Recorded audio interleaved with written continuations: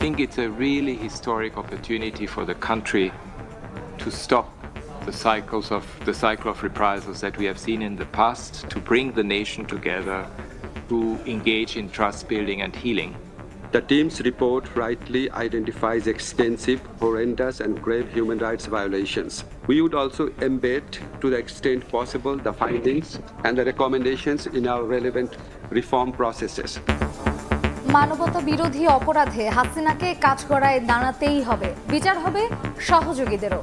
Sky নিউজকে প্রধান উপদেষ্টা। We will do our best to do as many as possible during our time, but many of them will be in progress in the situation. They didn't get the punishment yet, but they're going through the process. দেখছিলেন প্রধান শিরোনাম। রাতের সময় সঙ্গে আছি আমি, সন্ধ্যার সময় সঙ্গে আছি আমি ইমদাদুল হক এবং আমি মার্জিয়া শ্রেয়া। এবার অন্যান্য শীর্ষ সংবাদ। শেখ হাসিনার বিচারের সঙ্গে নির্বাচনের কোনো সম্পর্ক নেই, নিজস্ব গতিতে চলবে বিচার, বললেন আমির খসরু। ৮ মাসেও দেশে নির্বাচিত সরকার না থাকায় হতাশা। শপথ নিলেন নতুন উপদেষ্টা CR আবরার। শিক্ষা খাতের সমস্যা সমাধানে কাজ করার অঙ্গীকার। 10 মার্চের মধ্যে সব বই পাবে শিক্ষার্থীরা, জানালেন ওয়াহিদুদ্দিন।